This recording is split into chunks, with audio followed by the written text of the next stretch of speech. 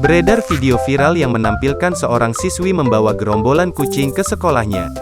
Dalam video tersebut, terlihat siswi yang membawa kucing itu mengenakan seragam sekolah dan berjilbab putih. Video yang diunggah pengguna TikTok @glj.seon ini sontak menjadi sorotan netizen, pasalnya siswi itu mengajak kucingnya untuk menemaninya belajar di kelas. Sekolah bawa buku no, sekolah bawa kucing yes, tulis keterangan dalam video tersebut. Siswi yang tadi ketahui namanya itu membawa tas sekolah berwarna putih bercorak hitam, kemudian menaruh tasnya di atas meja.